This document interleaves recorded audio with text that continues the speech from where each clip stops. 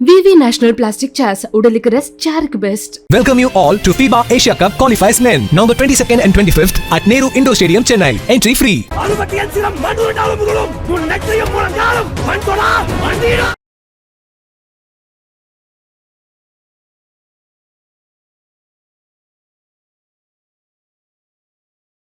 வழி இல்லாம ஏன்னா பின்னாடி வர்ற லைன் படம் எல்லாம் கேள்விப்பட்ட உடனே ஐயோ இப்பயாச்சும் ரிலீஸ் பண்ணிடலாம் அப்படிங்கிற ஒரு இதுலதான் நாங்க ரிலீஸ் பண்ணோம். பட் டெஃபினட்டா நானுமே யோசிச்சோம், அவங்களும் யோசிச்சாங்க கொஞ்சம் முன்னாடியே ரிலீஸ் டேட் இருந்திருந்தா கொஞ்சம் பெட்டரா இருந்திருக்கும் அப்படிங்கிறது. நீலம் மாதிரி ஒரு ப்ரொடக்ஷன் கம்பெனில இருந்து வந்தா கூட அந்த பிரச்சனை இருக்கதான் செய்யுது.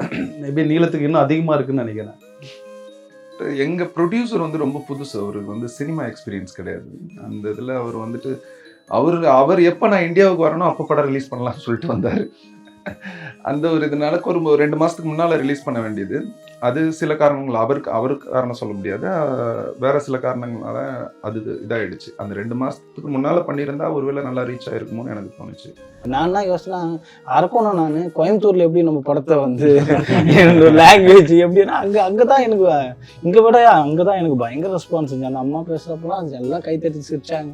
அதாவது படம் ஹிட்டு கொடுத்துட்டா அதுக்கப்புறம் பயங்கர லாவிஷா இருக்கிறது ஜாலியா இருக்கலாம். திடீர்னு எங்கேயாவது ஊட்டி கொடைக்கானல் போயிட்டு ரூம் போட்டு அங்க ஒரு டிஸ்கஷன் போட்டு படம் ஸ்கிரிப்ட் வந்து கொண்டு வரதுக்கு முன்னாடி வந்து கட்டாயமா வந்து ரொம்ப என்ன சொல்றது, ரொம்ப சின்சியரா படம் ஒர்க் பண்ணா மட்டும்தான் இங்க வந்து எதுவுமே நடக்கும். அவங்க ப்ரொடியூசர் சைட்ல இருந்து என்ன யோசிக்கிறாங்கன்னா, ஆல்ரெடி ஒரு ஃபிலிம் எக்ஸ்பீரியன்ஸ்ல, சோ ஏன் இவனுக்கு நிறைய இவர் சீக்கிரம் பண்ணிடுவாங்க, ஒரு எக்ஸ்பீரியன்ஸ்டா இருந்து வராங்க, டக்குன்னு ஒரு ஒர்க் பண்ணிடுவாங்கன்னு நினைக்கிறாங்க. இந்த மாதிரி படங்கள் தான் எடுக்கணும்னு ப்ரொடியூசர்ஸுமே இருக்காங்க. அதுவடி துன்போம் இது தீரென்று இடையர்கள் சொல்லும் கொச்சை பேச்சிற்கே கை கொட்டி நாய்ப்பான்னு சொன்னா எங்க அப்பா பாரு வண்டி நிப்பன்.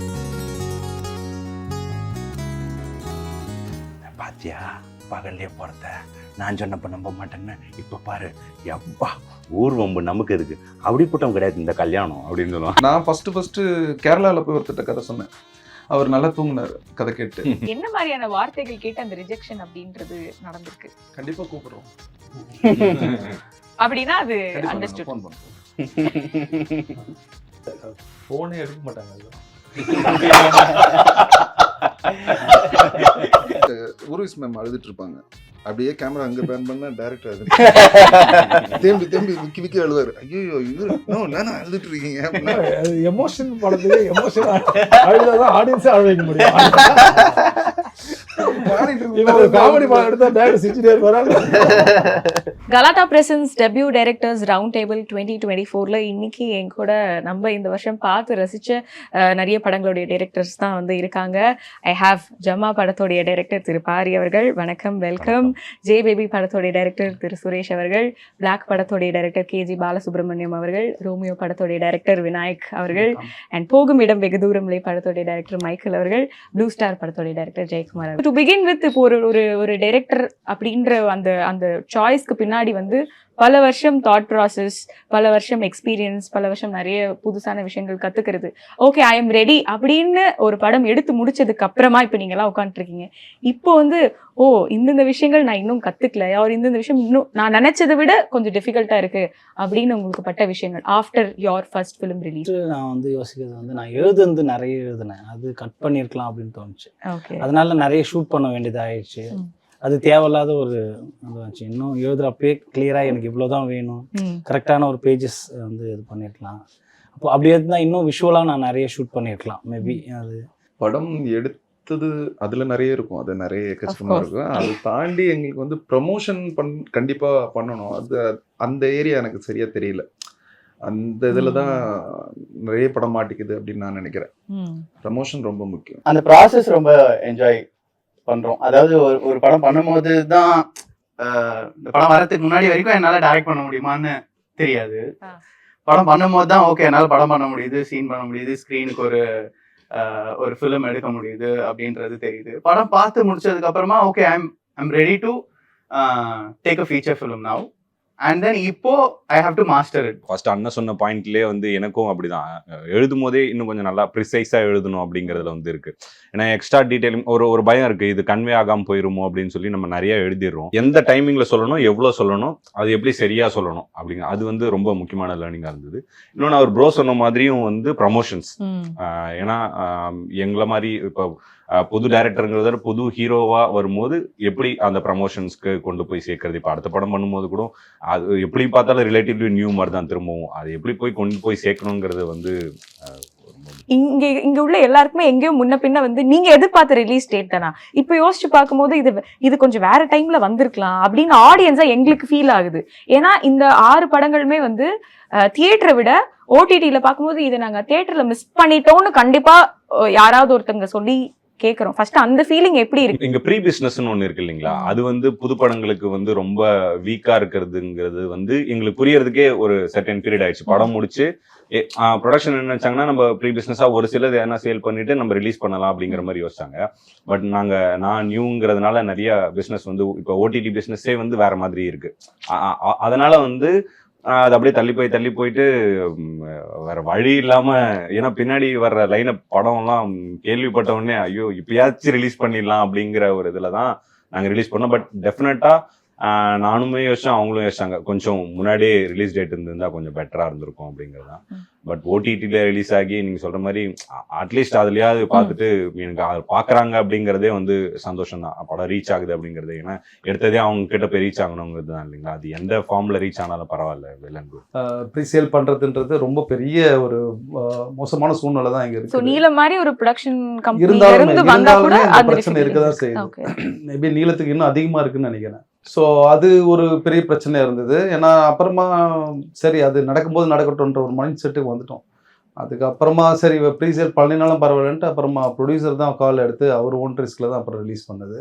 அது கரெக்டாக வந்து March 8 மதர்ஸ் டே அன்னைக்கு ரிலீஸ் பண்ணாங்க. அது நல்ல ஒரு ஸ்பெஷலாக எனக்கு தோணும். உங்களுக்கு ஒரு ஸ்பெஷல் டேட் அமைஞ்சிருச்சு. ஓகே, 2-3 நாள் முன்னாடி கூட இந்த படத்தை நான் ஏன் தியேட்டர்ல போய் பார்க்கல அப்படின்னு வருத்தப்பட்டு ஒரு 4 பேர் என்கிட்ட பேசினாங்க. நாங்கள் ஏற்கனவே இது வேற ஒரு இன்டர்வியூல சொல்லியிருக்கோம். எல்லா டேட்டுமே ரொம்ப கிரிட்டிக்கலான டேட் தான். எவ்ரி வீக்கெண்ட் வந்து 5 படம் 6 படம் சில சம்டைம்ஸ் 9 படம் கூட வருது. ஸோ சேஃபான டேட்டுன்னு எதுவுமே இருக்க மாதிரி தெரியல. இப்போ நம்மளுக்கு இன்னொரு பாரிஸ் அந்த மாதிரி ஓடிடிங்கிறது ஒரு ப்ரிவிலேஜ் தான். ஒருவேளை அங்கே மிஸ் பண்ணவங்க இங்கே பார்த்துக்கலாம் அப்படிங்கிறது ஒரு ப்ரிவிலேஜ் தான். எப்போவுமே நம்ம கூட வர்ற படங்களை நம்ம ரொம்ப கவனமாக பார்த்துட்டு இருக்கணும். அது எந்த மாதிரியான பேனர், எந்த மாதிரியான இது, அவங்களோட ப்ரமோஷன் எப்படி இருக்கும், அவங்களோட ரீச் எந்த அளவுக்கு இருக்கும் அப்படிங்கிறதெல்லாம் பார்க்கணும். பட் எங்கள் ப்ரொடியூசர் வந்து ரொம்ப புதுசு. அவருக்கு வந்து சினிமா எக்ஸ்பீரியன்ஸ் கிடையாது. அந்த இதில் அவர் வந்துட்டு அவர் எப்போ நான் இந்தியாவுக்கு வரணும் அப்போ படம் ரிலீஸ் பண்ணலாம்னு சொல்லிட்டு வந்தார். அந்த ஒரு இதனால ஒரு 2 மாதத்துக்கு முன்னால் ரிலீஸ் பண்ண வேண்டியது. அது சில காரணங்கள் அவருக்கு காரணம் சொல்ல முடியாது. வேற சில காரணங்களால அது இதாகிடுச்சு. அந்த 2 மாதத்துக்கு முன்னால் பண்ணியிருந்தா ஒருவேளை நல்லா ரீச் ஆகிருக்குமோன்னு எனக்கு தோணுச்சு. நான் தான் யோசனை அரக்கணும். நான் கோயம்புத்தூர்ல எப்படி நம்ம படத்தை வந்து லாங்குவேஜ் எப்படின்னா அங்கதான் எனக்கு இங்க விட அங்கதான் எனக்கு பயங்கர ரெஸ்பான்ஸ் இருந்துச்சு. அந்த அம்மா பேசுறப்பெல்லாம் எல்லாம் கை தட்டி சிரிச்சாங்க. எனக்கு செம்ம ஜாலியா இருந்துச்சு. ஆனா ஃபுல் படம் பார்க்கலன்னு வச்சுங்களேன். கொஞ்ச நேரம் தான் உட்காந்து பார்த்தேன் நான். அதனால எனக்கு டேட் எல்லாம் எதுவுமே தோணலை. எப்படி இருந்தாலும் ஓகே தான். அது ஓகே. இப்போ முதல் படத்துக்கு வந்து ஒரு பெரிய லாவிஷான நமக்கு ஒரு ப்ரீ ப்ரொடக்ஷன் டைம் ஒன்று கிடைக்குது அப்படின்னு நிறைய பேர் சொல்லி கேட்குறோம். அது ஃபர்ஸ்ட் ட்ரூவா? அண்ட் செகண்ட் படத்துல அதே டைம் நம்ம வச்சுக்கிறது எவ்வளவு இம்பார்ட்டன்ட்னு நினைக்கிறீங்க? இல்ல ப்ராக்டிக்கலா அது பாசிபிளா? அதாவது படம் ஹிட் கொடுத்துட்டா அதுக்கப்புறம் பயங்கர லாவிஷா இருக்கிறது ஜாலியா இருக்கலாம்.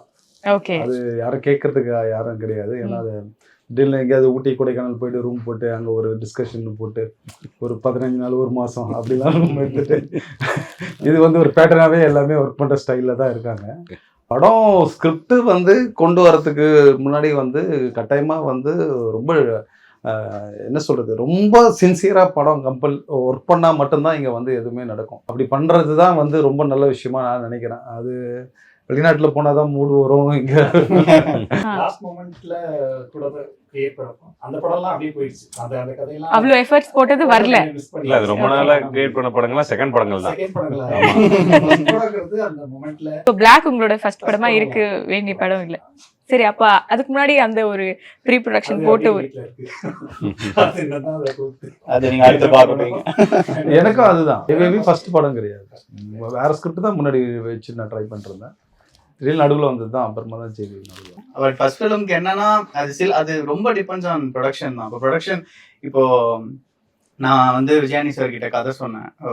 ஃபுல் கதை தான் சொன்னேன். ஒரு 90 pages கிட்ட சொன்னேன். பட் எனக்கு தெரியும் அந்த நரேஷன் பண்ணி முடிச்சதுக்கு அப்புறமா சூப்பரா இருக்கு, நம்ம ஒரு 3 months or 4 monthsல ஷூட் போலாம் அப்படின்னும் போது இல்ல எனக்கு ஒரு 8 to 9 months or 10 months எனக்கு வேணும் சார் ப்ரீ ப்ரொடக்ஷன். எதுக்கு அதான் ஸ்கிரிப்ட் நல்லா இருக்கு, இதுக்கு மேல என்ன பண்ண போறீங்க அப்படின்னு கேட்டாங்க. பட் நமக்கு தெரியும் அதுல இன்னும் ஒர்க் இருக்கு. ஃபர்ஸ்ட் ஃபிலிம்னும் போது அதோட ப்ரீ ப்ரொடக்ஷன்ல இருந்து ஷார்ட் எப்படி பிளான் பண்றோன்றதுக்கான டைம் ஸ்பேஸ் தேவைப்படும். பட் லக்கிலி எனக்கு அது விஜயானி சார் கொடுத்தாரு. பட் செகண்ட் ஃபிலிம்க்கு என்னன்னா அது எய்தர் வே, சம்டைம்ஸ் படம் சூப்பர் ஹிட் ஆயிடுச்சுன்னா அந்த டைரக்டர் டப்புன்னு ஒரு ஆக்டர் கூப்பிட்டு உடனே எனக்கு டேட் இருக்கு இந்த 3 மாசத்துல ஒரு படம் பண்ணிடுங்கன்னும் போது அதுவும் சான்ஸே விட்டுறக்கூடாது, சொல்ல முடியாது.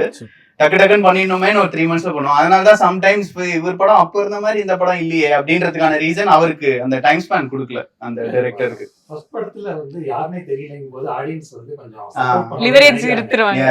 செகண்ட் படத்துல அவங்க நீயா நானான்னு பார்க்கலாம்.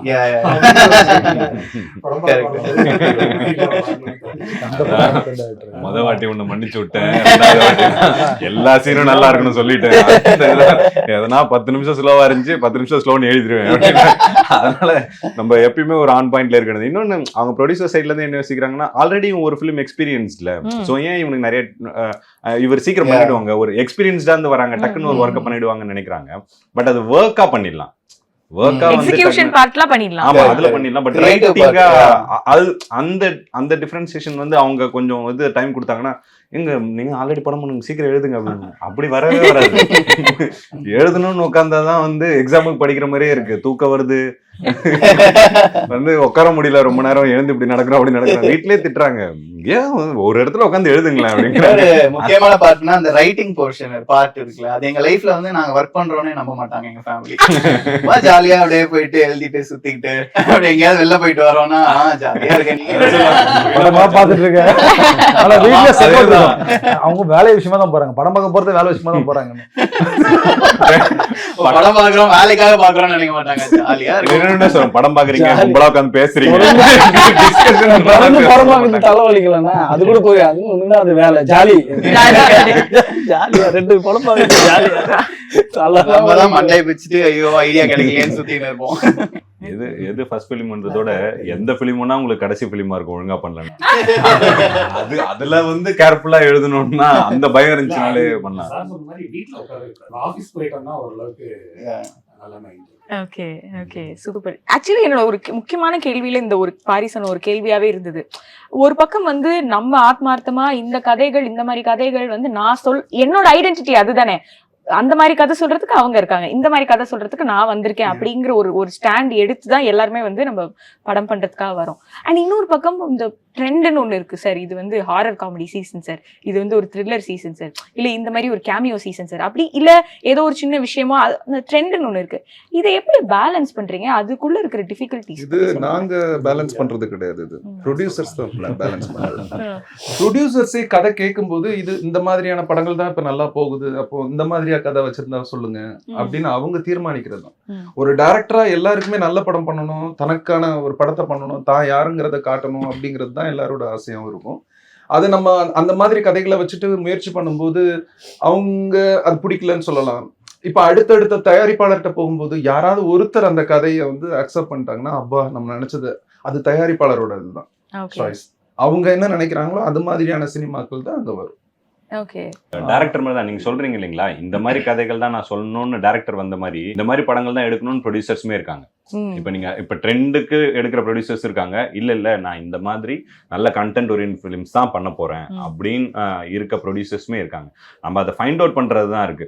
நம்ம போயிட்டு இங்க என்ன அந்த ஜிகர்தண்டா டைலாக் தான், சினிமாங்கிறது வந்து அந்த ஒரு வாட்டி சான்ஸ் கொடுக்கும், நோன்னு சொல்லிட்டீங்கன்னா திரும்ப வராதுன்றது அந்த ஒன்று சொன்ன உடனே அது பெரிய பயம் தொத்திக்குது.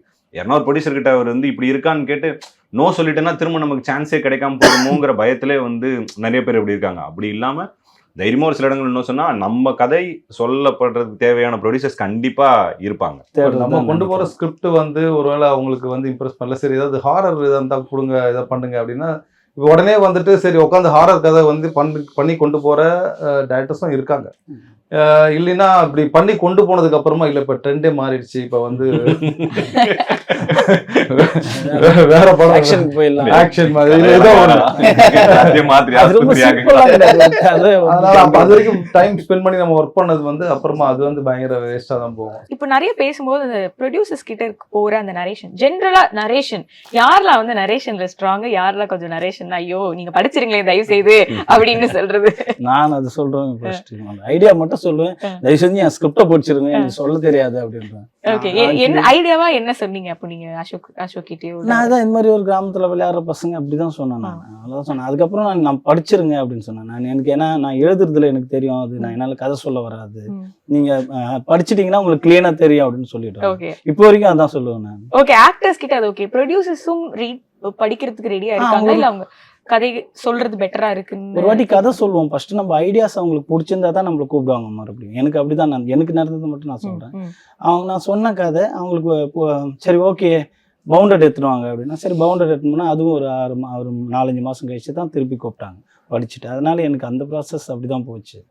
ஸோ ஒன்றும் ப்ராப்ளம். நரேஷன்னா கொஞ்சம் லைட்டா, நரேஷனா எனக்கு கொஞ்சம் லைட்டா சொல்ல தெரியாது எனக்கு. நரேஷன்னா வந்து எனக்கு தெரிஞ்சு இங்க இருக்கிறதுல அப்படியே ஃபுல் படத்தையும் நடிச்சு காமிச்சிருவான். ஸோ அவன் தான் பயங்கர ஸ்ட்ராங்குன்னு நினைக்கிறேன். இப்போ நான்லாம் வந்து போனா இப்போ படத்துல இருக்கிற எத்தனை ஆர்டிஸ்ட் இருக்கோ அந்த மாதிரி தான் ப்ரொடியூசரும் இருப்பாங்க. ஒவ்வொருத்தரும் ஒரு மாதிரி ஜட்ஜ் பண்ணுவாங்க. ஒருத்தருக்கு பிடிக்கும், ஒருத்தருக்கு பிடிக்காது, ஒருத்தர் பாதியிலேயே போயிடுவாங்க, இல்லை அப்புறம் நாளைக்கு பாதி கேட்கறேன்னுவாங்க. இப்படிலாம் இருக்கும் இல்லையா? அது நிறைய ப்ரொடியூசர்ஸ் கிட்ட நாங்கள் நரேஷன் பண்ணியிருக்கிறேன். மைக்கேல் வந்து எனக்கு தெரிஞ்சு அவர் குரு இல்லையா, அதனால குருலாம் இல்ல, வரதுக்கு முன்னாடி அவன் ஸ்கிரிப்ட் எல்லாம் பகோட பண்ணிட்டு தான் என்கிட்ட வந்தான். அது ஸ்பெஷலான விஷயம் என்ன அப்படின்னா, மைக்கேல் அவர்கள் வந்து ஜேவேபில வந்து ஒர்க் பண்ணிட்டு இந்த வருஷம் அவருடைய படமும் ரிலீஸ் ஆயிருக்கும் போது சூப்பரான ரொம்ப சந்தோஷமா இருக்கு. ஓகே, சொல்லுங்க.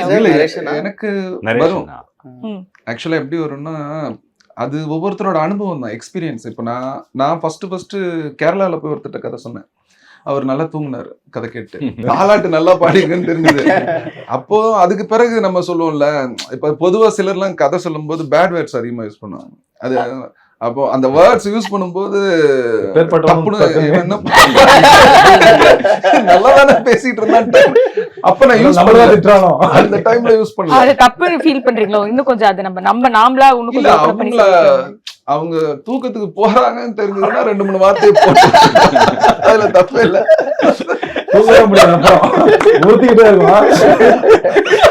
கதையில சொன்னாங்களா இல்ல நிஜத்துல நம்மள சொன்னாங்களா? இல்ல அங்க ஆரம்பிச்சது அந்த மாதிரி. ஒருத்தர் தூங்குனதுக்கு பிறகு இவரை தூங்க விடாம நம்ம இனிமே கதை சொல்லணும்னா என்னெல்லாம் பண்ணலாம் அப்படின்னு யோசிக்கும் போது அதுல கிடைச்ச எக்ஸ்பீரியன்ஸ் தான் எனக்கு வந்தது. சோ இப்போ நரேஷனுக்கு வந்து கூடாத டைம் வந்து 2 to 4 போஸ்ட் லஞ்ச். ரொம்ப ரிஸ்க் அந்த டைம் தான். அது நிறைய அனுபவங்கள் இருக்கே போல இருக்கே சார். நம்ம இதுல யமகண்டம். அதாவது காலையில வந்து நரேஷன் கேட்கணும்னு சொன்னாலும் ரொம்ப ஹாப்பியா இருக்கும், ஜாலியா. சரி காலையில பண்றாங்க பண்ணல செகண்டரி, பட் ஆனா நம்ம ஃப்ரெஷ் மைண்டோட போயிட்டு ஜாலியா வந்து ஒரு நரேட் பண்றதுக்கு சந்தோஷமா இருக்கும். நரேட் பண்ணும் போதே வந்து சம்டைம்ஸ் தெரியும் எந்த சீன் ஒர்க் ஆகுது எந்த சீன் ஒர்க் ஆகல.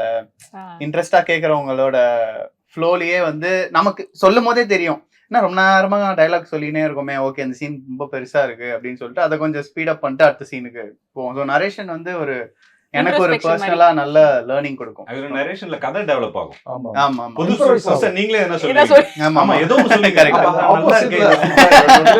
அது நாம பண்றது இல்ல, ஆப்போசிட்ல இருக்கிற ரியாக்ஷன் இருக்குல்ல, ஆமா அப்படின்னா போதும் நமக்கு. அதுக்கு பிறகு வச்சு செய்வோம்ல, அதுல நிறைய உள்ள வரும்.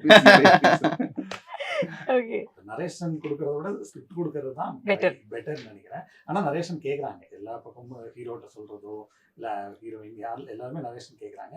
கொஞ்சம் அது ஸ்ட்ரகிளிங் தான். நரேஷன் வந்து நம்ம ஃபாலோ அப்பும் இருக்காது, நம்ம மிஸ் பண்ணிடுவோம். ஆனால் இப்போ நம்ம நார்மலாக அப்புறம் ஃப்ரெண்ட்கிட்ட பேசுகிற மாதிரி அவங்கள்ட்டே சொல்லுவோம், நான் இங்கே வந்து ஒரு சீன் சொல்ல மறந்துட்டேன், அதை நான் இந்த இடத்துல வச்சுக்கங்கிற மாதிரி.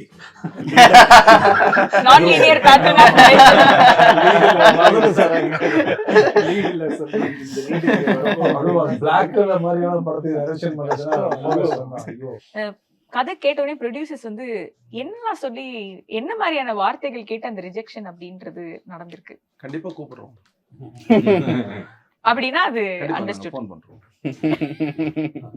இது அதிகமா இருக்கும். நீங்க சொல்லுங்கண்ணா. இல்ல போனே எடுக்க மாட்டாங்க. அதுதான்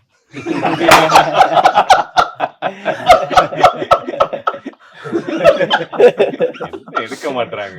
இல்ல அவங்க போன் பண்றோம்னு சொன்னாங்களே இன்னும் பண்ணலையே அப்படின்னா திரும்ப இவர் போன் பண்ணும்போது எடுக்க மாட்டாங்க. ஓகே எடுக்க மாட்டாங்க. அதுதான் மெயின். ஓகே, இப்போ ஐ திங்க் இந்த 6 படங்கள்லயுமே வந்து படம் நிறைய பேருக்கு பிடிச்சிருக்கு, பிடிக்கல, போய் சேர்ந்துருக்கு, சேரல அப்படின்றத தாண்டி பெர்ஃபார்மன்ஸஸா வந்து ரொம்ப ஸ்ட்ராங் பெர்ஃபார்மன்ஸஸ் வந்து அண்ட் பெர்ஃபார்மர்ஸாவும் வந்து உங்களுக்கு அழகா நிறைய பேர் அமைஞ்சிருக்காங்கன்னு நினைக்கிறேன். ஸோ உங்ககிட்ட இருந்தே ஆரம்பிக்கிறேன் சார். ஊர்வசி மேம் வந்து எவ்வளோ அந்த திகட்டாதுன்னு நினைக்கிறேன். எவ்வளோ காலகட்டமானாலும் சரி, முன்னாடி பின்னாடி எந்த மாதிரியான கதை களத்திலுமே அவங்கள வந்து பார்க்கலாம் அப்படிங்கிற ஒரு கிஃப்டட் ஆக்ட்ரஸ் தான் நினைக்கிறேன் அவங்க. ஸோ அவங்க இந்த மாதிரி உங்களோட கதைகளை வந்து இந்த மாதிரியான ஒரு ரோல் அப்படின்னு உங்களுக்கு கிடைக்கும் பொழுது எவ்வளவு பெரிய டிலைட் சார் அது? இல்லை, எனக்கு அப்படிதான் தோணுச்சு. அவங்க ஓகே அப்படின்னு சொல்லும் போதே எனக்கு ஆஹா இந்த படம் கட்டாயமாக பெரிய ஒரு இடத்துல ரீச் ஆகிடும் அப்படின்னு எனக்கு ஒரு பெரிய நம்பிக்கை இருந்தது. ஏன்னா அவங்க அதான் அவங்களுடைய பர்ஃபார்மன்ஸ் நம்மளுக்கு சொல்லவே தேவையில்ல. நம்ம சின்ன வயசுலேருந்தே நான் முந்தானே முடிச்சு அந்த டைம்லேருந்தே பார்த்துட்டு இருக்கிறோம். இன்னைக்கு வரைக்குமே அவங்க வந்து ஒரு தனியாக தமிழ்லேயும் சரி மலையாளத்துலேயும் சரி ரெண்டுத்துலேயும் பயங்கரமான ஆர்டிஸ்டாக இருக்காங்க. ஸோ அவங்க ஒவ்வொரு சீக்வன்ஸுமே இப்போ ஜெயபேபின்னு ஷூட்டிங் நிறைய படங்கள் ஷூட்டிங் போவாங்க, மலையாளத்தில் போய் ஷூட்டிங் முடிச்சுட்டு தான் இங்கே வருவாங்க. வந்ததுக்கப்புறம் உள்ள நுழைஞ்சதுமே ஜெயபேபியாவை தான் வருவாங்க உள்ள. அதுவே எனக்கு வந்து பயங்கரமாக அது மட்டும் இல்லாம அங்க ஊர்வசி மேம் அழுதுட்டு இருப்பாங்க. அப்படியே கேமரா அங்க பேன் பண்ண டைரக்டர் அது தேம்பி விக்கி அழுவாரு. ஐயோ நானும் அழுதுட்டு இருக்கீங்க. எமோஷன் படத்துக்கு எமோஷன் அழுதான் ஆடியன்ஸே அழ வைக்க முடியும். காமெடி படம் எடுத்தா டைரக்டர் சிரிச்சுட்டே இருப்பாரு. அது காரணம் வந்து அவங்க சொந்த பெரியம்மா அவங்க, அதனால ரொம்ப கனெக்ட். ஊர்வசி அம்மா இல்ல, ஜெயபேபி என்ற கேரக்டர் வந்து என்னோட பெரியம்மாவோட கேரக்டர். அதுல நான் கருணாசனன் வந்து எனக்கு இந்த கேரக்டருக்கு ரொம்ப பெர்ஃபெக்டா இருக்கும்னு தோணுச்சு. எனக்கு ரொம்ப நம்பிக்கை இருந்தது அவர் இதை பண்ணிடுவார் அப்படின்னு. நான் அதுக்கு ப்ரீவியஸா அவருக்கு முன்னால கதை சொல்லும் போது நான் ஃபர்ஸ்ட் தேனப்பன் சார்கிட்ட சொல்லும் போது தேனப்பன் சார் கதை கேட்ட உடனே சொன்னாரு இது கருணாஸுக்கு ரொம்ப நல்லா இருக்கும் மைக்கேல், நீங்க வேணா சொல்லி பாக்குறீங்களா அப்படின்னா அவர்கிட்ட போய் பேசும்போது அவர் அதுல நல்லா இன்வால்வ்மெண்ட்டா நிறைய விஷயங்கள் பேசினாரு. அப்போ நானும் ஓரளவுக்கு ஆக்ட் பண்ணி இது பண்ணிடுவேன். எனக்கு இந்த கேரக்டரோட டைமிங் என்ன, இது எவ்வளோ நேரத்தில் எப்படி பேசும், இது ஒரு மாதிரியான கேரக்டர், கொஞ்சம் லேசி அப்படி ஒரு மாதிரி இருக்கும். அதுக்கான விஷயங்களை அவங்ககிட்ட சொல்லிடுவோம். அப்போ அவங்களே சொல்லிடுவாங்க இல்லை என்னால் அது சூப்பராக பண்ண முடியும் அப்படின்னு சொல்லும்போது அவங்கக்கிட்ட சும்மா 2 சீன் பண்ணி காட்டுங்க அப்படின்னு சொல்லி நான் கேட்டேன். அவரும் அது பண்ணார். அது ரொம்ப எனக்கு அங்கேயே ஒரு இதாகிடுச்சு. விமல் பிரதருக்கு வந்து ஆஸ் யூஷுவல் நீங்கள் விமல் பிரதர் வந்து நிறைய பேர் சொல்லுவாங்க சைலண்டாக அந்த கேரக்டரே அதுதான், அது நடிக்காமல் இருக்குன்னு இல்லை, அது அந்த கேரக்டரோட தன்மையே அப்படிதான் இருக்கும். அதனால அவர் அது பண்ணார். நம்ம நினச்சதை விட அவங்க பயங்கரம். அசோக் புதார் கூடலாம் இப்போலாம் திரும்ப ஒர்க் பண்ணோம் அப்படின்னு நம்ம யோசிப்போம்ல, அது வந்து எனக்கு அவர் கூட பர்சனலாக தோணும். ஏன்னா அவ்வளோ சூப்பராக இருக்கும். நம்ம ஒன்று பண்ணோம்னா திரும்ப ஒர்க் பண்ணி கொடுத்துட்டே இருப்பார். அவர் கீர்த்தி ஆகட்டும், சாந்தனு புதர், இவர் பிருத்திவி, அப்புறம் லிசி, இவங்க எல்லாருமே வந்து அங்கே வந்து சூப்பராக பெர்ஃபார்ம் பண்ணுவாங்க. பயங்கர சூப்பராக இருக்கும். எங்களுக்கு அந்த எக்ஸ்பீரியன்ஸ் வந்து இன்னும் எடுக்கிறப்போ பயங்கர எனர்ஜி ஆகிடும். எவ்வளோ டல்லாக இருந்தாலும் அவங்க அந்த பர்ஃபார்மன்ஸ் பார்ப்போம்ல, நம்ம அப்போ வந்து பயங்கர என்ஜாய் பண்ண ஆரம்பிச்சிருவோம். அவங்களால திரும்ப கேட்டாலும் அவங்க பண்ணிகிட்டே இருப்பாங்க. நீங்கள் சொல்லுங்கள் சார், 2 கேரக்டர்ஸ் தான் நாங்கள் படம் ஃபுல்லாக பார்க்க போகிறோம். அந்த 2 பேர் இவங்களா இருக்க போகிறாங்க அப்படின்னு எப்படி தெரிந்து? ஒரே மூடு தான் படத்தில் அவருக்கு. அது கிட்டத்தட்ட அது எல்லா நாளும் கொண்டு வர்றது தான் பெரிய பிரச்சனை. இன்னைக்கும் டென்ஷனோட அது கிட்டத்தட்ட ரியல் டைம் மாதிரி தானே. கூட ஒரு 2 ஹவர்ஸ்னா 2 ஹவர்ஸ் நடக்கிற கதை தான். ஸோ அவர் ஒரே மூட் தான் அந்த படத்தில். அவருக்கு எல்லாமே டென்ஷனோட இருக்கணும், ஒரு மாதிரி இதில் குழப்பத்தோட இருக்கணும். டெய்லி அதை பண்ணணும். நேற்று பண்ணி முடிச்சுட்டு இன்னைக்கு வந்தோடனே வேற சீன் போகிறோம் அப்படிங்கிற மாதிரி இல்லை. மறுபடியும் காலையில் வந்தோடனே நேற்று எந்த ஒரு டென்ஷனோ அதே டென்ஷனை மெயின்டைன் பண்ணுறது ரொம்ப, அது எப்படி வெரைட்டி பண்ணுறது எப்படி ஒரு கஷ்டமோ அது மாதிரி 30 நாள் ஒரே மூட்ல இருக்கிறதும் அது ஒரு பெரிய கஷ்டம் தான். அது வந்து சூப்பராக பண்ணியிருந்தாரு. எனக்கு நிறைய விஷயங்கள் ஜீவா சார் வந்து அவர் காமெடி படங்கள் அது நம்ம சமீபத்தில் அப்படியே பார்த்துட்டனால நம்ம அவருடைய அந்த ஃபுல் இது நம்ம நிறையா இடங்கள் அவருடைய வாய்ஸ் ஒரு சூப்பரான வாய்ஸ் ஜீவா சாருக்கு வாய்ஸ். நான் எடிட் பண்ணும்போது வாய்ஸ் ஓவர் லாக்லாம் வந்து நானோ இல்லை எடிட்டரோ யாரோ பேசி வைப்போம். அந்த இடத்துல ஜீவா சார் வாய்ஸ் வந்து இப்படி ஒரு வாய்ஸ் ஓவர் இருக்குது, அதை நம்ம இப்போதைக்கு இந்த டைமிங்காக நம்ம பேசி வச்சுருவோம் அப்படின்னு இருக்கோம். அந்த வாய்ஸ் வந்து நாங்கள் அதை ஒவ்வொரு தடவை படம் பார்க்கும்போது இந்த டைலாக் மாற்றணும் போல இது டைலாக் சரியாக உட்காந்து எப்படின்ட்டே இருக்கும்.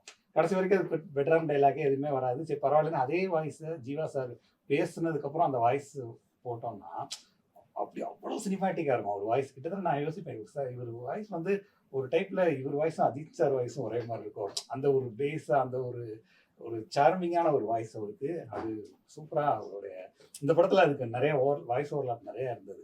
விஜயானி சார் வந்து எனக்கு விஜயானி சார் தான் ஃபர்ஸ்ட். அவர் என்ன அவர் தான் என்ன டேரக்டரா சூஸ் பண்ணாரு. அதனால நான் வந்து ஃபர்ஸ்ட் போய் டேரக்டரா பர்ஃபார்ம் பண்ண வேண்டியது இருந்தது. அதனால நான் நரேட் பண்ணும் போதே சார் வந்து ஃபுல்லா அப்சர்வ் பண்ணிட்டு அவர் என்ன சொன்னாருன்னா, நீங்க எவ்வளவு டேக்ஸ் வேணா போங்க, நான் எதுவுமே சொல்ல மாட்டேன் அப்படின்னு. எனக்கு என்ன பயம்னா, அவர் தான் ப்ரொடியூசர் வேற.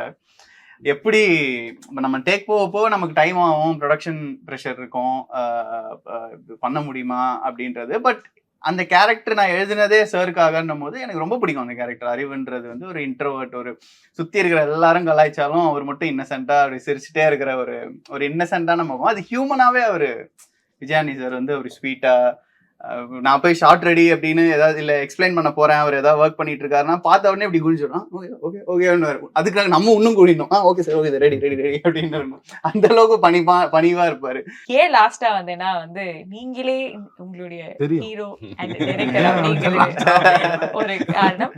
அதை தாண்டி உங்களுடைய ஆக்டர்ஸ் எல்லாருமே வந்து சில பேர் புதுமுகங்களா இருந்தாலும் அவங்களும் ஏதோ ஒன்று பண்ணி அந்த கேரக்டர் என்ன டிமாண்ட் பண்ணுதோ அதை வந்து ஆடியன்ஸ் ஃபீல் பண்ண வைக்கிற மாதிரியான பெர்ஃபார்மன்ஸஸ் இருந்தது. ஸோ நீங்க எப்படி சூஸ் பண்ணீங்க ஃபர்ஸ்ட் உங்களுடைய ஆக்டர்ஸை?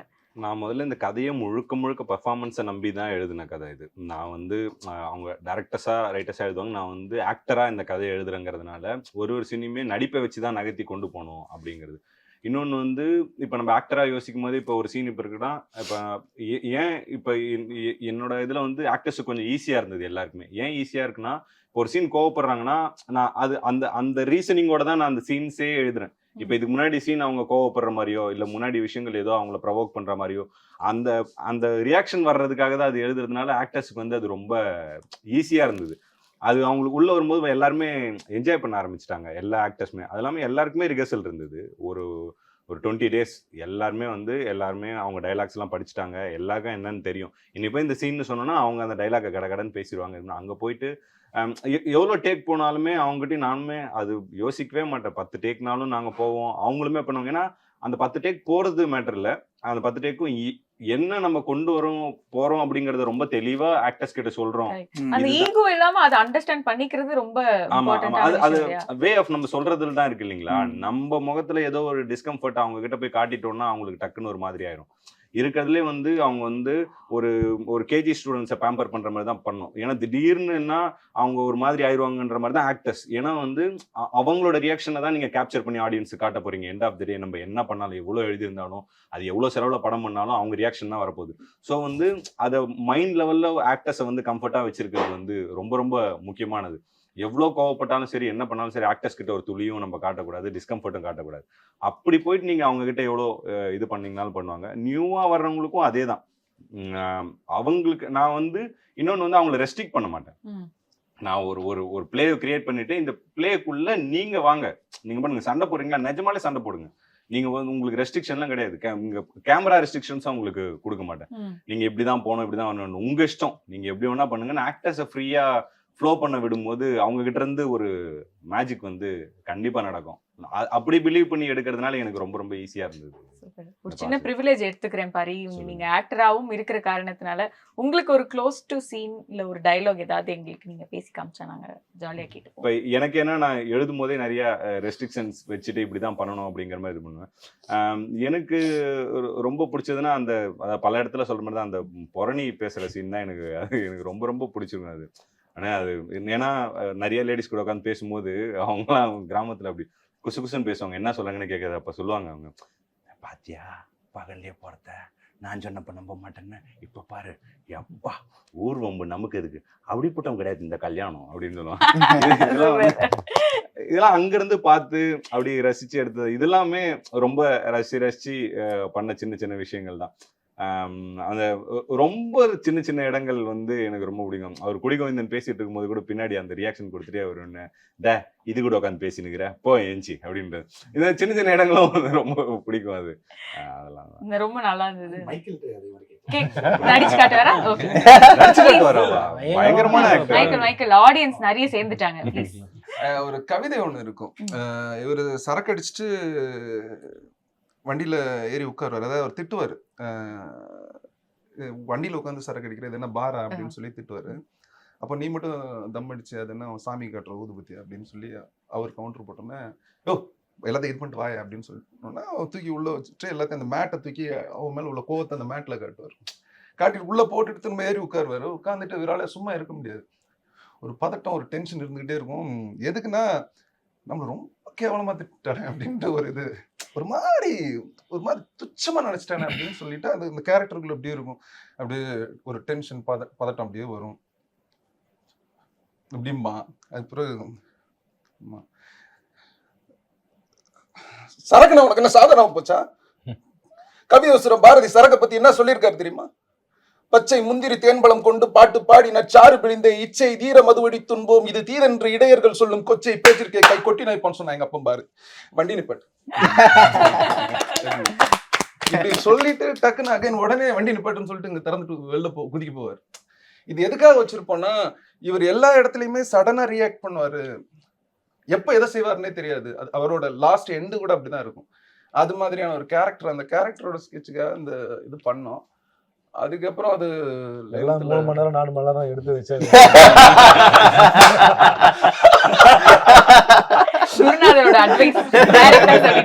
நாங்களும் அங்க இருந்தா கத்துக்கிட்டோம். எல்லாரும் எடுத்ததுக்கு அப்புறமா எல்லாரும் 4 மணி நேரத்துல இருந்து 2 மணி நேரம் வந்தவங்க தான் நினைக்கிறேன். ஓகே, சித்திக் நிறைய உங்களோட எக்ஸ்பீரியன்ஸ் பத்தி பேசிட்டு இப்போ குயிக்கா வந்து இங்க இருக்கிறவங்க நீங்க எந்தெந்த படங்கள் பார்த்துருக்கீங்க, பார்த்ததுல உங்களுக்கு பிடிச்ச சீன்ஸ் அதை பத்தி நீங்க ஒருத்தர் பேசிக்கிட்டீங்கன்னா ஐ திங்க் அது இன்னும் ரொம்ப சூப்பரா இருக்கும். சார் உங்களுக்கு கொடுத்த ஹோம்ஒர்க் இதுதான். அது அண்ணன் படத்துல அம்மாவை திட்டிடுவாங்கல்ல, அடிச்சிடுவாங்கல்ல, அடிச்சதுக்கு அப்புறம் அந்த சாப்பாடு போடுவாங்கல்ல, இவன் தான் அடிச்சிருப்பான், அவங்க சாப்பாடு போடுவாங்க அந்த அம்மா, என்னப்பா இவன் அவன் அடிச்சது இவங்க அடிச்ச மாதிரி அவனை வந்து ட்ரீட் பண்ணுவாங்க. அந்த சீனை வந்து பயங்கரமா அழுதுட்டேன் நான் அந்த பார்த்து. ஏன்னா எங்க வீட்டுல நான் அப்படிதான் இருப்பேன். அது ரைட்டிங்ல நானே அழுதேன். பயங்கரமா என்ன எமோட் ஆகிடுச்சு இது அப்படின்ட்டு. அதே மாதிரி மைக்கேல் பிரதர் படம் நான் லேட்டஸ்டா தான் பார்த்தேன். அது அந்த அந்த இன்டர்காஸ்ட் மேரேஜ் பண்ணிட்டு ஒருத்தர் காப்பாத்திட்டு வந்து விடுவாங்க. அது வரைக்கும் கருணாசு கேரக்டர் வந்து ஒரு மாதிரி ஹெல்பிங் மைண்டு, இவர் வந்து அதெல்லாம் பிடிக்காது. ஆனால் அப்படி ஒரு ரெண்டு பேருக்கும் அது சின்னதா இருக்கும். அந்த ஹெல்ப் இருக்குல்ல, ஒருத்தருக்கு ஒருத்தர் ஹெல்ப் பண்ணோன்னே இறகு மூலிக்கும் அவங்க அப்படியே பறக்க ஆரம்பிப்பாங்க. எனக்கு அப்படியே நிறுத்திட்டு நான் கொஞ்ச நேரம் நிறுத்திட்டு அது பயங்கர அன்பா தோணுச்சு. இப்படி ஒருத்தனுக்கு இப்படி ஒரு சீன் யோசிக்க முடியுது இல்லை, இன்னொருத்தனுக்கு ஹெல்ப் பண்றதன் மூலியமா ஒருத்தன் வந்து அவன் வந்து ஒரு தேவதையா மாறுறான். அப்போ நம்மளுக்கு எல்லாருக்குமே இன்னொருத்தருக்கு ஹெல்ப் பண்ணணும்னு தோணும். எனக்கு அதுவுமே பயங்கர சூப்பரா இருந்துச்சு. இது ரெண்டும் எனக்கு பயங்கர பிடிச்ச சீன். ஜே பேபி வந்து ரொம்ப க்ளோஸ் டு ஹார்ட்டா ஒரு ஃபிலிம் வந்து நானும் அதில் நடிச்சிருக்கேன் சின்னதா. அதனால வந்து அண்ணா சொல்றது அதனால சொல்றேன், எங்கேயோ போற மாதிரியா தையாம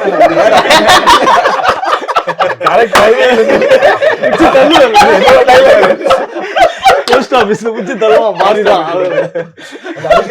அடிக்கிற சீன் ஊர்வசி மேமோட சண்டை போடுற அந்த சீனு ஏன் அவரோட சொல்றாரு, அவர் தான் எனக்கு டப்பிங் எடுத்தாரு.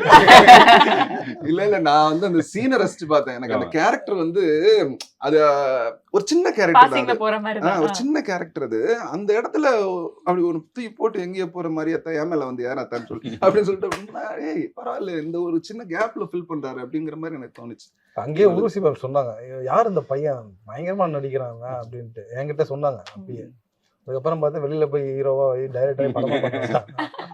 எப்படி சொன்னாங்க, இந்த பிளெஸிங் தான் நினைக்கிறேன். அது அவங்க அந்த ஒரு சீன் பார்த்துட்டு என்கிட்ட சொன்னாங்க, சார்கிட்டையும் சொன்னாங்க, கூப்பிட்டு வந்து சொல்லிட்டு போனாங்க. ஒரு மைக்கேல் ப்ரோவோட படமும் அப்படிதான் இருந்தது. கடைசி வந்து அந்த கிளைமேக்ஸ்லாம் வந்து ரொம்ப சூப்பரா இருந்தது. அது அப்படி அப்ப இந்த என் படத்துல ஒண்ணு இருக்குல்ல, தெருக்கூத்து கலைஞர்களை வந்து இப்படிலாம் செலிப்ரேட் பண்ணலாம் அப்படி அந்த எண்டை வந்து எனக்கு ரொம்ப ஆப்டா இருந்த மாதிரி இருந்துச்சு. அவங்களுக்கான ஒரு செலிப்ரேஷன் இப்படிதான் இருக்கணும், ஒருத்தரையும் இப்படி வந்து அது தெரியாம அவர் தான் தெரியாம செலிப்ரேட் பண்றாங்க, அவங்க தான் தெரிஞ்சே வந்து பயங்கரமா அவங்கள கொண்டாடணும் அப்படிங்கிற மாதிரி இருந்ததுனால அது ரொம்ப க்ளோஸ் டு ஹார்ட்டா ரொம்ப பிடிச்சிருந்தது. மற்ற படங்கள்னா ரீசெண்டா மெய்யழகன் வந்து ரொம்ப ரொம்ப ரொம்ப ரொம்ப பிடிச்சிருந்தது. சாரோட ஃபிலிம் வந்து எனக்கு ரீசெண்டா பார்த்ததுலேயே தியேட்டர்ல எனக்கு ரொம்ப நாள் கழிச்சு ஒரு செம்ம த்ரில்லர் பார்த்த ஒரு ஆமா ஆமா. ஏன்னா எப்பவுமே ஒரு டிரெக்டர் ஆயிட்டோம்னா அது ஒரு பிரச்சனை என்னன்னா எந்த படத்தையும் நிம்மதியாவே பார்க்க முடியாது, ஆடியன்ஸாவே பார்க்க முடியாது. அதுல ஏதாவது என்னடா இது இப்ப என்ன பண்ண போறான், இப்ப நான் என்ன பண்ணிடுறேன், நான் பாக்குறேன் இரு அப்படின்னு ஒரு ஜட்மெண்டோடயே படம் பார்ப்போமா. எனக்கு த்ரில்லர்ஸ் ரொம்ப பிடிக்கும். அதுல சரி நீங்க எங்க விட போறீங்க, நான் பாக்குறேன்னே இருக்கும். அதை தாண்டி நான் அப்படியே எட்ஜ் ஆஃப் த சீட் போயிட்டு இப்படி உட்காந்து என்ன அப்படின்ற மாதிரி ஒரு ரொம்ப சாட்டிஸ்ஃபைடான ஒரு த்ரில்லர். அதுவும் இந்த மாதிரி ஒரு காம்ப்ளிகேட்டடான ஸ்கிரிப்டை எப்படி ஒரு சொன்னாரு, ஸ்கிரிப்ட் படிச்சாலும் புரியாது, நரேட் பண்ணாலும் புரியாது, இது எப்படி ஓகே பண்ணி நீட்டா ப்ரெசென்ட் பண்ணியிருக்காங்கன்னும் போது பயங்கர பிரில்லியண்டா இருந்துச்சு எனக்கு. ரீசெண்டாக பார்க்கும்போது அன்னைக்கு சொல்லாமட்ட ஒரு பாயிண்ட், ஜேபிபியில் அந்த எப்படி அந்த 2 சிட்டிஸ் அது எமோஷன் இருந்தாலும் சென்னை அப்புறம் கொல்கத்தா அது எப்படி அது ரெண்டுமே ஒரு மாதிரி ஒரு உழைப்பாளர்கள் நகரமா இல்லை, இது எப்படி சொல்றது, அந்த ரஷ்ஷா ஏதோ ஒரு வகையில் அந்த 2 சிட்டியும் அதை பற்றி யாருமே அதிகமாக பேசவே இல்லை அப்படின்னு தோணுச்சு. இந்த 2 சிட்டியும் எப்படி ரொம்ப நம்ம இந்தியாவுடைய ஒரு இது மாதிரி வருது இல்லையா, அது வந்து நம்மளுடைய அத்தனை ஹிஸ்ட்ரி இந்த 2 சிட்டியில் இருக்குது. அவர் வேற எங்கேயாவது போயிருக்கலாம்ல, ஆனால் அந்த ஹவுரா அண்ட் சென்னைங்கிற அந்த உண்மையாகவே அவங்க அங்கே தான் போனாங்க. வந்து நம்ம எமோஷன் நிறைய பேசுறோம், ஆனா அதை தாண்டி அதுல வந்து ஒரு மக்களுடைய நகரம்ங்கிற அந்த இதெல்லாம் வந்து நம்ம அதிகமா பேசாத ஒரு விஷயமா இருந்தது. எனக்கு பாரி படத்தை பத்தி சொல்லவே தேவையில்லை. அது வந்து நீங்க எப்படி இது புதுசுன்னு சொல்றீங்க, எனக்கு அது மாதிரி அது ரொம்ப புது கான்செப்ட் புது வேர்ல்டு அது. அதை வந்து நம்ம எப்படி அதுல இருக்கிற அந்த விஷயத்தையெல்லாம் நம்ம வந்து நம்ம எமோஷன் மாதிரி கேரி பண்ணோம், இந்த மாதிரி விஷயங்கள்லாம் எனக்கு ரொம்ப ஜமா மாதிரி படங்கள் வரும்போது எப்படியாவது இந்த படம் பயங்கரமா போயிடணும்னு நம்மளே ஆசைப்பட்டு ப்ரே பண்ணக்கூடிய ஒரு ஃபிலிம்ஸா இருக்கு. அந்த மாதிரி ஒரு ஆம்பிஷியஸான ப்ராஜெக்ட், அதுவும் அவரே டைரக்ட் பண்ணி அவரே நீங்க எத்தனை டேக் போவீங்க கேட்கணும்னு நினைச்சேன். உங்க ஆக்டிங்க்கு நீங்க எத்தனை டேக் போவீங்க? அது நம்ம நினைச்சது சரியா வரலன்னா 4-5 டேக் கூட கண்டிப்பா வந்து ஓடி வந்து பார்த்துட்டு திருப்பி போவோம். இப்ப அவங்க கோ டைரக்டர்ஸ் வந்து மானிட்டர்ல இருப்பாங்க, அவங்க பார்த்துட்டு ஓகே அப்படின்னு சொன்னா கூட வந்து பார்த்துட்டு இல்ல இந்த இடத்துல தப்பா இருக்கு, நான் ஒன்று போறேன் அப்படின்னு சொல்லிப்போம். ஏன்னா நம்ம எழுதும் போதே அந்த மீட்டர்ல எழுதிருப்போம், ஏதோ ஒண்ணு மிஸ் ஆகும் நமக்கு பார்க்கும் போதே ஓகே கரெக்டா இருக்கு அப்படின்ற அளவுக்கு விடுறதே இல்லை. அது எனக்கா இருந்தாலும் இந்த கடைசி அந்த அர்ஜுனன் டான்ஸுக்குலாம் அவ்வளோ டேக் பண்ணும், அதெல்லாம் தனியா இருந்ததுதான். குந்தி சீனுக்கும் அப்படிதான், குந்தி சீன்லாம் அந்த ஒப்பாரி வைக்கிறதுலாம் வந்து லைவ் சவுண்ட் வேற, பட் திரும்ப அது போயிட்டே இருந்தோம் ஒரு ஆங்கிளா அது பண்ணும். ஏன்னா அங்கவே அந்த எமோஷன் வந்தாகணும். நம்ம படும்போது நமக்கும் அழுக வரணும், கூட இருக்கவங்களுக்கும் அழுக வரணும். அப்பதான் வந்து அங்க அது வர்ற வரைக்கும் நாங்க திரும்ப நிறைய பண்ணோம். செகண்ட் படம் ஒர்க் ஆகலன்னா ஃபர்ஸ்ட் படம் லக்ல தான் வந்து இந்த டைரக்டருக்கு ஒர்க் ஆச்சு அப்படிங்கிறது. செகண்ட் படம் இல்ல அதெல்லாம் தாண்டி உங்களுக்கு கிரியேட்டரா செகண்ட் படம் அப்படிங்கிறது எவ்வளவு இம்பார்ட்டண்டா நீங்க பாக்குறீங்க, அண்ட் அதோடைய பிளான்ஸ் பத்தி என்ன ரிவீல் பண்ண முடியுமோ அது. 2வது படம் ஓடணும்னு அவர் சொன்ன மாதிரி எல்லாருக்குமே அந்த ஆசை தான் இருக்கும். அந்த மாதிரிதான் ஸ்கிரிப்டை யோசிப்போம். அதுல என்னன்னா மெயின் அது நான் ஏற்கனவே சொன்னதுதான். இப்போ ஒரு சாய்ஸ் மாதிரி வச்சுக்குவோம். ஒரு 3 லைன் ஃபர்ஸ்ட் இப்போ நான் பிளான் பண்றேன். ஒரு 3 லைன் பிடிச்சிட்டு இதை போய் நம்ம ஒரு ப்ரொடியூசர்கிட்ட இது பண்ணும்போது அவங்க இது நல்லா இருக்கு இது பண்ணுங்க அப்படின்னு சொன்னாங்கன்னா அதுக்காக வேலை செய்வோம். அவ்வளோ. பிடிச்சிட்டிங்களா 3 லைன்? இல்ல பிடிச்சிக்கிட்டு இருக்கோம். நான் வந்து அடுத்து ஆக்டிங்காக தான் வந்தேன். ஸோ அடுத்த படம் நடிக்கலான்ட்டு இருக்கேன். ஸோ அதனால எனக்கு எழுதிட்டு இருக்கேன் ரைட்டிங்கா. நீங்களே டைரக்ட் பண்ணி நானே ஓ அதுக்கு தான் அப்ப வெளிப்படம் அந்த டவுட்ஸ்லாம் கேட்டுட்டு இருந்தேன். பாத்தியோட ஸ்டார்டிங்ல ஷார்ட் ஃபிலிம் பண்ணும்போது நான் எடிட் பண்ணி ஆக்சுவலா அவர் என்னன்னா என்னோட ஃபர்ஸ்ட் ஷார்ட் ஃபிலிம் வந்து அண்ணா தான் எடிட்டர். எல்லாருமே சம்வேர் ஆமா நம்ம 2 பேரும் தான் சரிங்க. அப்போ இவரோட ஒர்க் கூட எனக்கு வந்திருக்கு. லியோ கூப்பிட்டு வந்து ஒரு டைம் அந்த ஸ்டுடியோக்கு, அதே சேம் ஸ்டுடியோக்கு இவரும் வந்திருக்காரு. டப்பிங் ஏதோ வந்தீங்க. அப்போ நாளை இயக்குனர்கள் இது பண்ணீங்களா? அந்த டைம்ல வந்திருக்கீங்க. அந்த பரத் வீட்டுக்கு ஆப்போசிட்ல நீங்க வந்திருக்கீங்க. அது லியோட்ட அன்னைக்கு பேசிட்டு இருக்கும்போது தான் சார் நாங்க வந்திருக்கோம் சார் அங்க அப்படின்னு. நீயே நீதான் நடிப்ப, அடுத்த படங்கள் நடிக்க மாட்டியா? அடுத்த டைரக்டர்ஸ் கேட்கலாம் சார். அதுக்கு தான் வந்திருக்கேன். அப்படியே எல்லாத்தையும் இன்ட்ரோ கொடுத்து ஓகே முடிச்சிட்டு அப்ப ஆடிஷன் ஒன்னு கண்டக்ட் பண்ணிடலாம். அப்படியே சாரோடே போலான்னு இருக்கேன். சூப்பர். ஓகே சோ அது உங்களுடைய அதான் சார் அடுத்த ஸ்கிரிப்ட் எழுதிட்டேன். இப்போ அடுத்து என்ன பண்ணலாம், அதை எப்படி proceed த்ரில்லரா பண்ணலாம்? இல்ல வேற ஜானரா சார்? Thriller தான், thriller. அவர் சொன்னாரு வீட்டுல வச்சிருக்கேன் நிறைய அந்த ஃபர்ஸ்ட் எழுதினது இப்ப செகண்ட் அந்த அதுவும் பவுண்டெல்லாம் இப்படி எடுத்து இப்படி தட்ட போறாரு. நான் அதே தான் முன்னாடி ஃபர்ஸ்ட் சொன்ன மாதிரி ஃபர்ஸ்ட் இருந்த ஸ்கிரிப்டை இப்போ ரெண்டாவதா பண்றதுக்காக தான் முயற்சி பண்ணிட்டு இருக்கேன். டிராமாவா சார்? அதுவும் அது ஃபுல் காமெடி. காமெடி. சூப்பர். அண்ணா பயங்கரமா காமெடி. அவரோட அந்த நீங்க டேய், டேய், பார்த்து படம் வந்து ஆடியன்ஸ் சொல்லிட்டோம். ஓ அடுத்த படத்து கதை ஃபர்ஸ்ட் நான் படிச்சிருக்கேன். நான் ஆ பயங்கர சூப்பரா இல்ல, நம்ம பேசுறது இல்ல, ஆடியன்ஸ். ஒரு 7 புது ஹீரோ உங்களுக்கு வந்து தமிழ் சினிமாக்கு லான்ச் பண்ண போறாரு. அது ப்ரொடக்ஷன் ஹவுஸ். ஓ அப்ப முன்னாடி பேசிட்டீங்களா சார் கூட? இல்ல அதுல நான் சார் முன்னாடியே நாங்க பேசிட்டோம். சார் அதுல நானும் நீங்க வாய்ப்பு கொடுத்தீங்க. இல்ல ப்ரோ அதான் அதுதான் கேட்டேன். ஒண்ணு நானு ஆல்ரெடி ஒன்னு புக் தான் பாக்கி இருக்கு. 5ல மைக்கேல் ப்ரோ ஒன்னு வந்துருவாரு. அதுதான் வெளில நடிக்க வர பாருங்க. மாட்டான், அவன் நடிக்க மாட்டான். எடுக்க மாட்டீங்களா சார்? இல்ல நடிக்க மாட்டான்ட்டாப்ல. நான் ஜேபிபிலே நடிக்க சொல்லி கூப்பிட்டேன், ரொம்ப கம்பல் பண்ணேன். இந்த போலீஸ் கேரக்டர் நீ சும்மா ட்ரெஸ்ல கூட போலீஸ் காஸ்டியூம்லாம் வேணா, சும்மாவே நில்லு, நீ அசிஸ்டன்ட் டைரக்டர் என்ன ட்ரெஸ்ல போடுறீங்க, அதுக்கே பயப்படுவானுங்க, நில்லு அப்படின்னு. அவன் பண்ண மாட்டேன்ட்டான். அதனால நடிக்கிறதுக்கு இன்ட்ரெஸ்ட் இல்லையா ஒன்லி சார்? டைரக்ஷன் தான். சரி ஓகே. சோ அந்த ஸ்கிரிப்ட் தான் அடுத்தது. 7 பேர் புதுசா அறிமுகப்படுத்த போறீங்க. ஆமா புதுசா சொல்லாதீங்க. சரிங்க, 5 பேர் கொடுக்காம போயிடுவாரு. ஆமாங்க. அஞ்சு தானே இங்க 2 சார். Super sir. அது ஒரு காமெடி படம். Okay super. பாரி. ஆமாங்க. நீங்க சொல்ற மாதிரி 2வது படம் வந்து மத்தவங்களுக்கு முக்கியமா இல்ல நமக்கு முக்கியம் அப்படிங்கிற மாதிரி. ஏன்னா நம்மளோட ஸ்டைல் என்னங்கிறது முதல்ல தெரியும். ஃபர்ஸ்ட் எழுதும் போது நமக்கு தெரியாது, 2வது வரும்போது ஓ நமக்கு இப்படிதான் வருது அப்படிங்கிற மாதிரி தான். எனக்கு வந்து இதுவே டைரக்ஷனுக்கு லாஸ்டா இருந்துச்சுன்னா கூட ரொம்ப சந்தோஷமா இருக்கும் அப்படிங்கிறது மாதிரி இருக்கு. நடிக்க போயிடணும் அப்படிங்கிறது தான் மெயின் ஆசை. நடிக்கிறதுக்காக தான் இவ்வளவும் பண்றேங்க. அதனால வந்து ஒரு ஜாலியான ஒரு ராம்காம் ஒன்று, ஒரு அர்பனா ஒன்று, அப்படி ஜமால இருந்து கம்ப்ளீட்டா டிஃபரெண்டா கான்ட்ராஸ்டா ஒன்று பண்ணலாம் அப்படிங்கிறது தான். அதுக்கான வேலைகள் தான் போயிட்டு இருக்கு. ஆல்மோஸ்ட் எழுதி முடிக்க போறேன். சூப்பர். பட் சார் சொன்ன மாதிரி ஐ திங்க் அந்த டைரக்டர் நியூவும் வந்து நாங்க ஆடியன்ஸா அது எங்களுக்கு வந்து ரொம்ப பிடிச்சிருக்கு. அது நினைச்சாலும் போவாது, அது இருக்கும். அதுக்கான ப்ராமிஸ் கொடுத்திருக்காங்க நினைக்கிறேன். அது 2வது படம் வந்து இப்போ என்னன்னா முக்கியமான ஒரு வெற்றி கொடுக்க வேண்டிய ஒரு தள்ளுது சூழ்நிலை இங்க வந்து. அப்படி இருந்தாதான் அடுத்தது அப்படின்னு போக முடியும். சர்வேன்றது ஒன்று இருக்கு இல்லையா, அது ஃபீல்டுக்குள்ள 2வது படம் கம்பல்சரி. ஏன்னா முதல் படம் ஏதோ ஃப்ளூக்ல ஓடிடுச்சு, ஏதோ ஒன்று பார்த்துட்டாங்கன்னா 2வது படத்துல ப்ரூவ் பண்ணி ஆகணுன்றது எல்லா டேரக்டர்ஸ்க்குமே அந்த ஒரு பெரிய ஒரு 100% இருக்குல்ல. 100% ஆடியன்ஸ்க்கு பிடிக்கிற ஒரு படம் கொடுக்கணும் அப்படிங்கும்போது அது எல்லாருக்குமே இருக்கிறது. 100% ஆடியன்ஸ் வந்து எப்பவுமே திருப்திப்படுத்த முடியாது. அதுக்கான முயற்சியில இருக்கும், அவ்வளவுதான். இப்போ நீங்க புதுசா வரும்போது உங்க மேல எந்த வித எதிர்பார்ப்புமே இல்லாம அந்த படத்தை பாக்குறாங்க. அப்போ ஓகே, இப்போ வந்து உங்க மேல எதிர்பார்ப்போட இருக்கு. அப்போ வந்து நீங்க அவங்கள எல்லா இடத்துலயும் சாட்டிஸ்ஃபை பண்ண வேண்டிய ஒரு விஷயம் இருக்கு. இன்னொன்னு வந்து அது ஆடியன்ஸ் தப்பு சொல்ல முடியாது. எல்லாரையும் சாட்டிஸ்ஃபை பண்ண முடியாது, சான்ஸே கிடையாது. Thank you so much வந்த எல்லாருக்கும் ரொம்ப ரொம்ப நன்றி. Thank you. VV National Plastic Chairs உடலுக்கு ரெஸ்ட், சேருக்கு best. Welcome you all to FIBA Asia Cup Qualifiers Men, November 22nd and 25th at Nehru Indoor Stadium, Chennai. Entry free.